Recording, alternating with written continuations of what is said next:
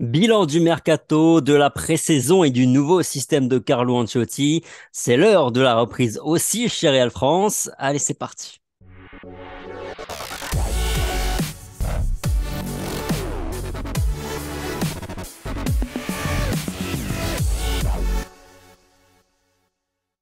Bonjour à tous, heureux de vous retrouver à l'aube de cette nouvelle saison que l'on va vivre ensemble sur YouTube, bien sûr, avec prochainement le retour des débriefs en direct notamment, et sur TikTok, plateforme sur laquelle je vous ferai vivre l'actu au quotidien, et avec des petites vidéos aussi depuis le Santiago Bernabéu.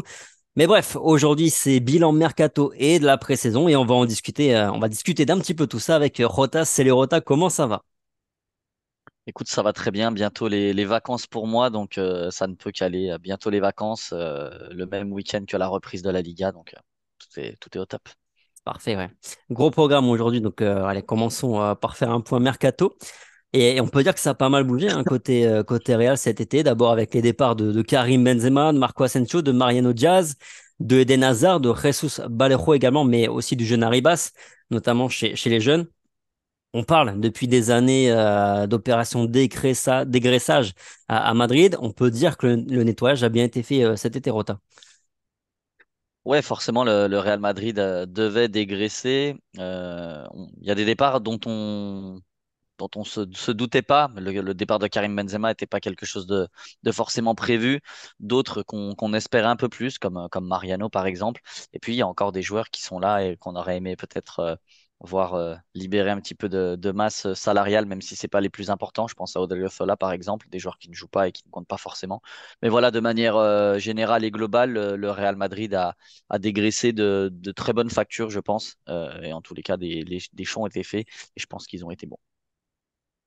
Benzema et Marco Asensio, finalement, ce sont les seuls départs un peu regrettés, même si à Madrid, on regrette pas trop. C'est rare qu'on regrette finalement les joueurs. S'ils veulent partir, ils partent, puis c'est tout.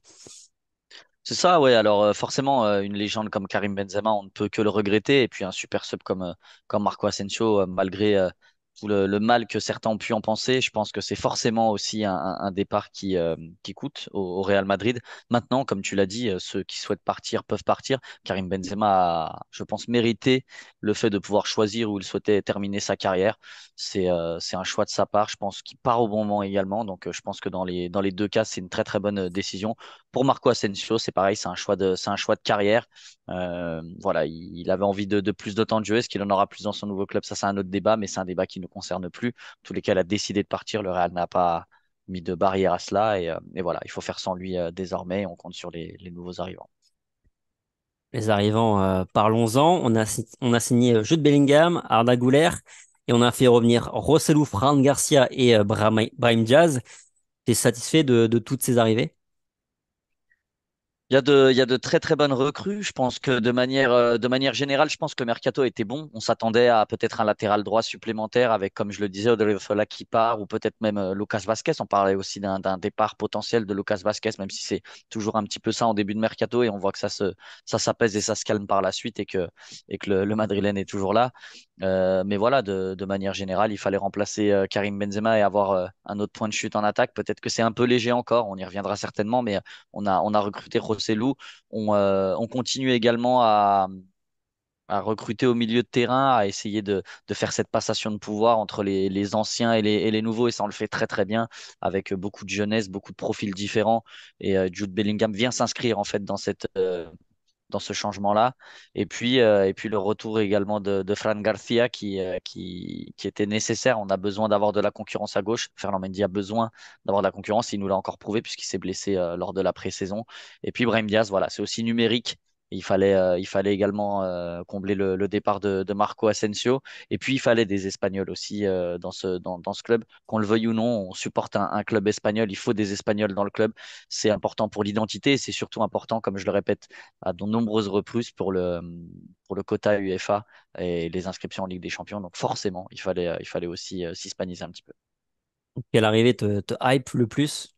Jude Bellingham, forcément, même si c'est pas lui qui a pété le record de like.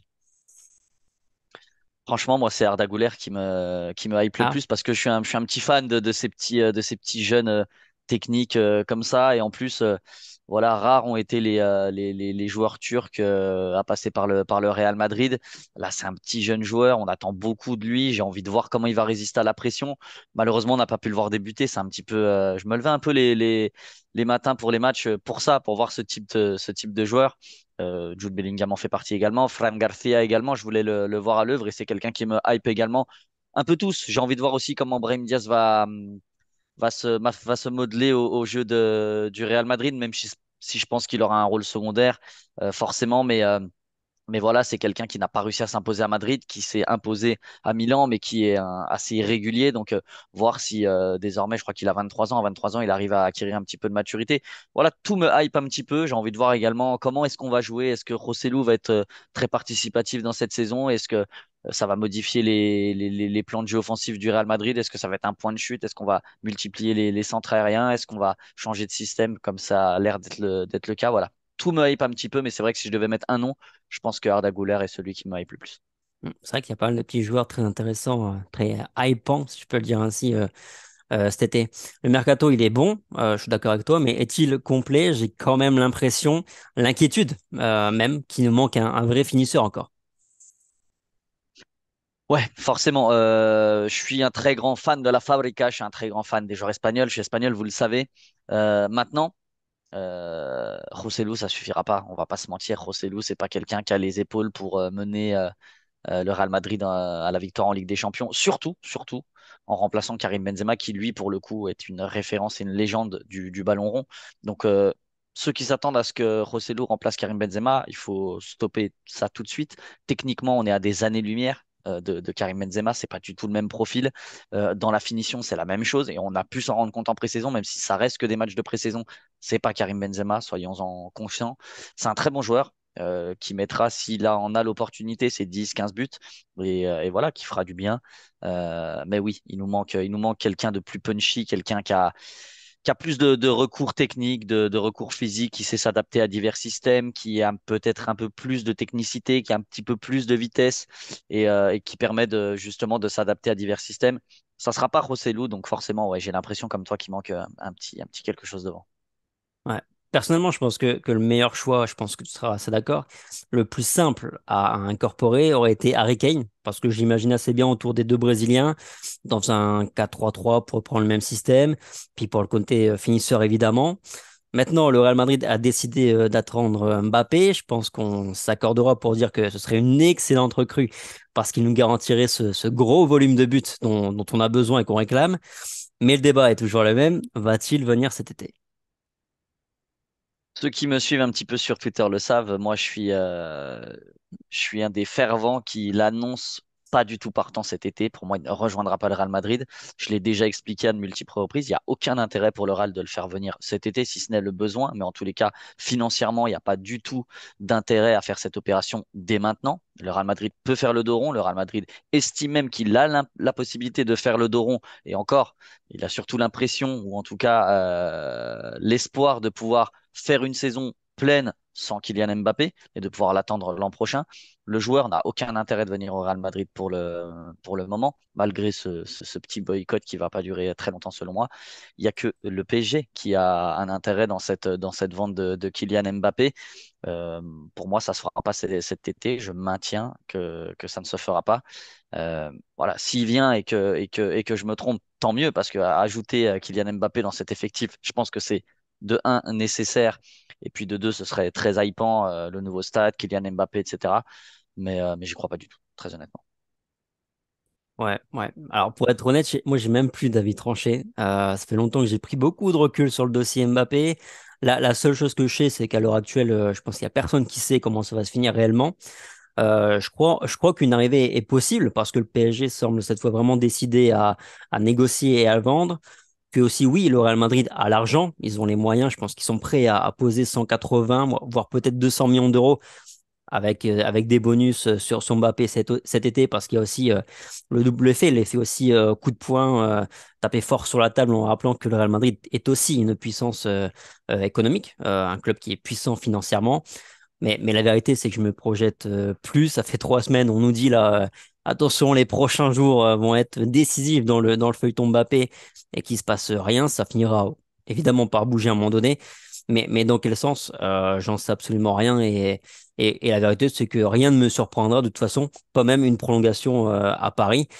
Voilà, j'en sais rien en On peut le fait. dire entre membres de Real France, on en parle souvent en off. On est, je pense, les deux seuls qui ne suivons absolument pas les infos parce que, comme tu l'as dit, personne ne sait rien. On voit beaucoup de pages, beaucoup de comptes relayés parce que voilà, c'est aussi ça l'été. L'été, c'est surfer sur des rumeurs, c'est relayer aussi des rumeurs ou des vraies ou fausses infos de la part de journalistes qui, eux aussi, de plus en plus, sont dans l'amateurisme et puis se disent bah voilà j'ai envie de lancer ça, je dis que j'ai une exclue et puis bah si ça tombe bon bah j'obtiendrai un peu de crédibilité. Au final, mis à part agent, joueur et les deux clubs, personne n'en sait rien et je suis même pas sûr qu'à l'heure actuelle Non. même les clubs sachent ce qui va se passer.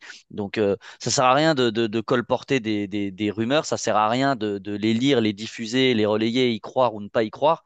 Il faut juste attendre. On le sait comment fonctionne le terrain du mercato chaque été, on le voit, ça date pas de Kylian Mbappé, ça date depuis des années, c'est de pire en pire. Franchement, si j'ai un conseil à pouvoir donner à tous ceux qui nous écoutent, c'est d'arrêter de lire ce qu'ils voient sur les réseaux sociaux et autres, parce qu'à l'heure actuelle, personne n'en sait rien de ce dossier.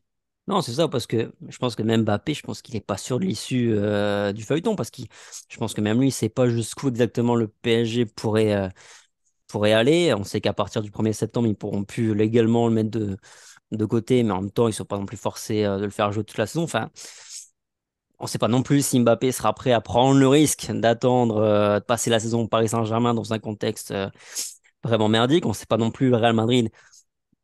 Moi, je pense qu'ils sont prêts à mettre l'argent, mais combien exactement et combien le PSG voudra? Parce que en 2021, le PSG aussi disait oui, on est prêt à vendre Mbappé, mais il faut payer le prix. Mais leur prix, c'était combien? On sait pas, puisqu'ils n'ont jamais véritablement donné leur prix. Là, j'ai lu 250 millions d'euros l'autre jour. Enfin bref, je suis d'accord avec toi. Meilleur conseil qu'on peut donner, c'est prendre du recul sur la situation et puis attendre que ça bouge réellement, parce que ça finira par bouger, mais à mon avis, ce sera plus sur la dernière semaine d'août C'est ça. que mi-juillet, début août ou à la reprise des championnats, comme on le lit systématiquement. C'est aussi un feuilleton et c'est aussi l'objectif pour les médias de tenir en haleine l'audimat, pour dire ça ainsi. Bref, C'est clair. pour finir, parlons un peu de concret, de cette pré-saison du Real Madrid. Un nouveau Real Madrid, un Real qui évolue désormais en 4-3-1-2 avec Bellingham en meneur de jeu. C'est quoi ton ressenti sur la viabilité de ce système-là par rapport à ce qu'on a vu un peu sur la pré-saison?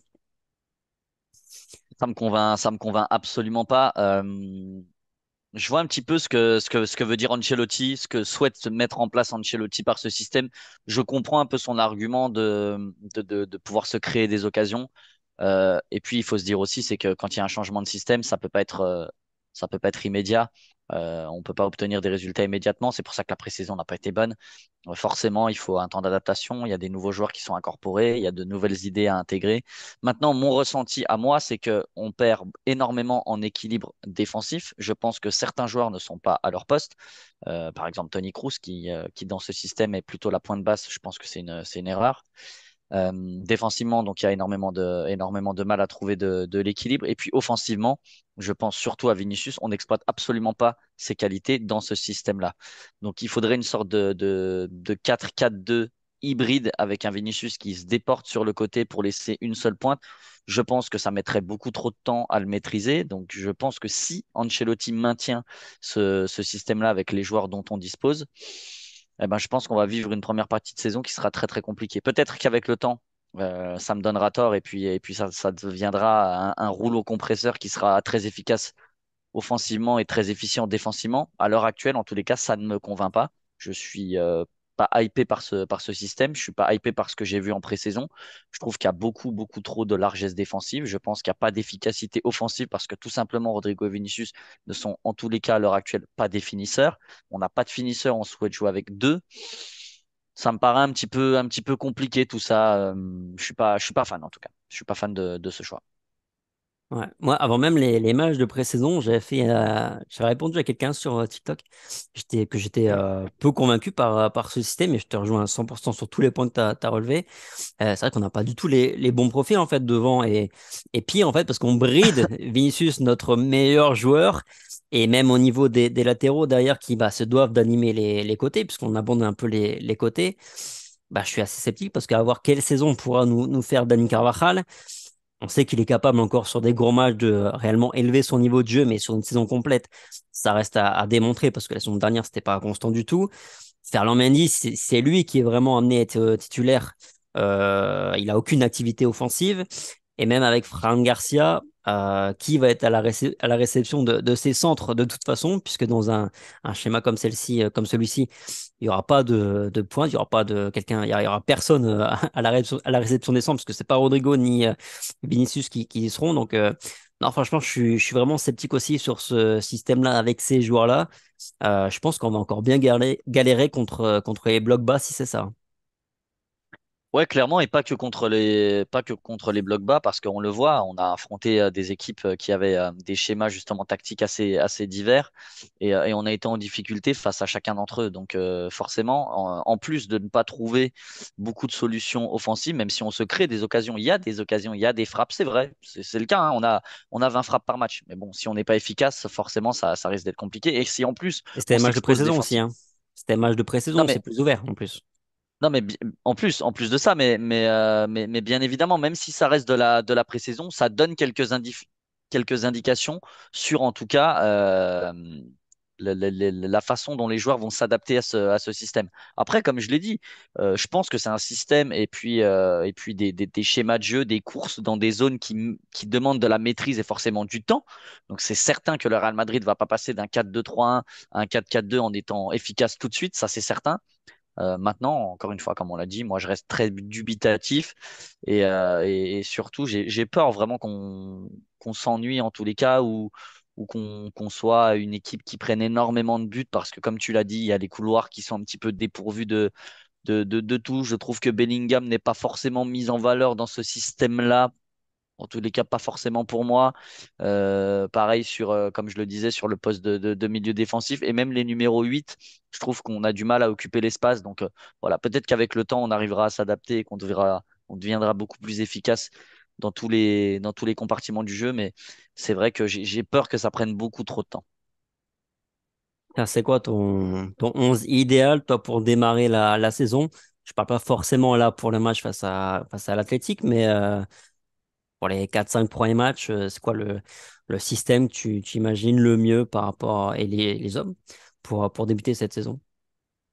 Moi, je reste sur un 4-3-3 avec évidemment Courtois dans les buts, avec Fran Garcia à gauche parce que Ferland Mendy est trop souvent blessé, donc ça, c'est compliqué pour moi de l'imaginer titulaire en tous les cas là pour débuter. Dans l'axe, je mets Militao. Je sais que ça fait beaucoup parler en ce moment sous nos postes et un peu partout. On dit que Militao est HS. Non, moi je pense que Militao, ça reste la valeur la plus sûre en défense centrale.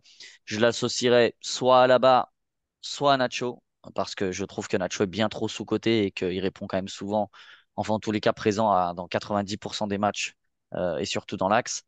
Ouais, ensuite, Dani Carvajal à droite, évidemment. Là, je place un milieu de terrain à 3 avec Camavinga en sentinelle, accompagné de Kroos et Bellingham. Et ensuite, devant, à regret, je mets Rodrigo en faux neuf parce que c'est la seule solution, mais ça me convainc pas. Vinicius à gauche pour qu'il exploite toutes ses qualités et Valverde à droite, même si j'ai très souvent critiqué ce système-là. Je pense que le côté hybride pour cette phase de transition avec les nouveaux et les anciens, je pense que ça peut être très très bon pour le Real. Ça peut être beaucoup d'assurance pour la saison, surtout en championnat. Et puis après, on peut toujours bricoler face à des systèmes qu'on affronte en Ligue des Champions, s'adapter, changer.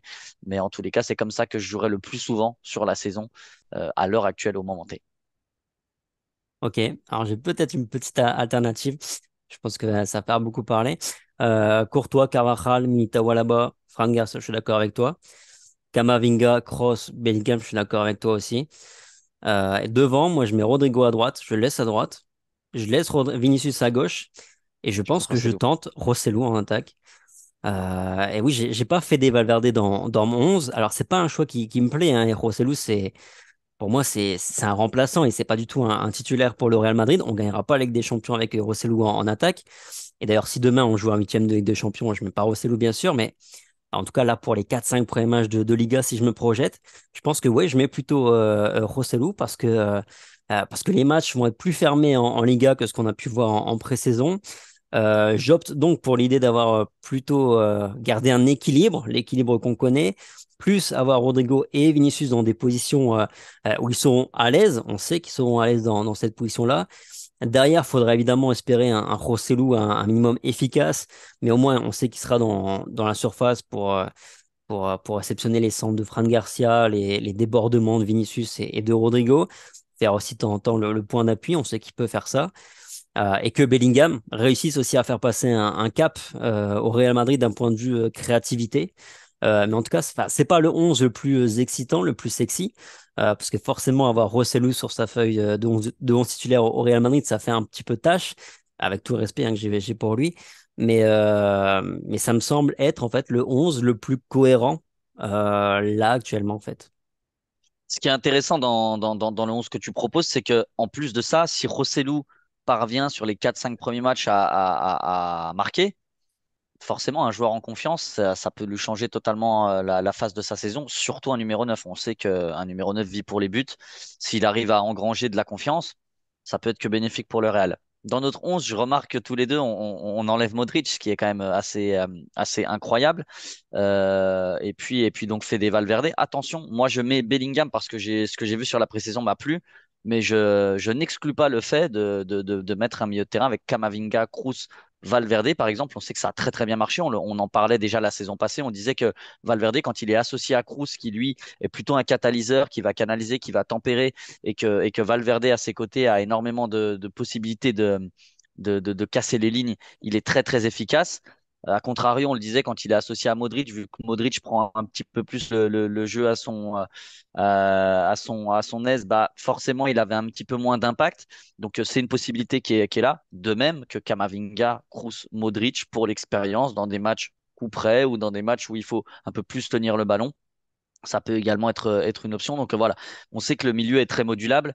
Même chose pour Dani Ceballos. Il faut pas l'oublier, même si c'est un joueur, on le sait, qui aura un petit peu moins enfin un rôle peut-être un peu moins important comme d'habitude. Mais attention, c'est un joueur qui, Chouameni euh, aussi. qui Chouameni également, ouais, qui a fait une très très belle pré-saison, qui revient bien. Donc voilà, on sait que ce qu'il faut retenir là-dessus, c'est que peu importe le 11, on voit qu'on a un banc avec, on l'a dit, Chouameni, Ceballos, Modric, Lucas Vasquez. On a vraiment beaucoup de recours cette année. On a beaucoup de profils différents. On a Brahim Diaz également, là, on n'en a pas parlé. Voilà, ça manque peut-être un petit peu de punch devant, mais par contre, on est assez équilibré sur le reste des lignes. Et c'est quand même une belle nouvelle, je trouve, cette saison. Ouais. Bon, de toute façon, je pense que il est clair que je pense qu'au cours même d'une même saison, en fait, le milieu de terrain titulaire va changer. Ça dépendra aussi des dynamiques. Là, on part sur ça parce que je pense déjà par rapport à Kroos et Modric, je pense qu'on est assez tous d'accord pour dire que là, l'association des deux, ça devient vraiment compliqué. Physiquement, l'intensité, là, ils tiennent vraiment plus. Puis après, on met plutôt Kroos, sûrement de fait la compatibilité avec les deux autres, mais aussi par le fait que bah, si on regarde la dernière saison là, qui s'est écoulée, bah, Kroos a été le milieu le meilleur, le plus constant de ce milieu de terrain du Real Madrid. Modric, il a vraiment eu beaucoup plus de mal sur la deuxième partie de saison. Mais oui, je pense que ça dépendra des dynamiques. Je pense qu'il y a vraiment beaucoup de possibilités et ça, c'est vraiment le gros point positif. Reste devant, clairement, il manque une pièce pour compléter ce Real qui a vraiment un effectif, sinon dense et intéressant. Et si jamais on ajoute Mbappé avant la fin du mercato, là, tu serais plus qu'hypé, du coup, c'est la pièce manquante au puzzle. Bah ouais. Et là, tu vois, je pourrais rediscuter peut-être du schéma de Carlo Ancelotti, tu vois. Peut-être mettre un Mbappé et Vinicius devant, peut-être que ça pourrait coller un peu plus, parce que même si les deux vont être beaucoup attirés sur le côté gauche, mais dans ce cas-là, tu remets un Fede Valverde au milieu, milieu droit, qui au moins va occuper un petit peu l'espace côté droit, donc ça peut être différent, mais de toute façon, ce sera un Real qui doit jouer en transition rapide, ça c'est sûr. C'est Bref. clair. Bref, donnez nous vous aussi vos petits 11 de départ là pour démarrer la saison. Il y a vraiment beaucoup d'options, donc je pense qu'on va avoir des 11 assez différents. Ravi en tout cas d'avoir fait notre petit retour sur Real France. Je pense qu'on se retrouvera ce week-end pour le débrief avec Coralie. Il faut que je vois si elle est disponible, parce que Rota sera en vacances. Et puis on se retrouve à partir de ce week-end également sur TikTok tous les jours pour des petites vidéos d'actu. Sur ce, passez une bonne fin de semaine, bonne fin de vacances. Prenez soin de vous comme toujours, puis on se dit à très vite sur Al France. Allez, ciao. Ciao.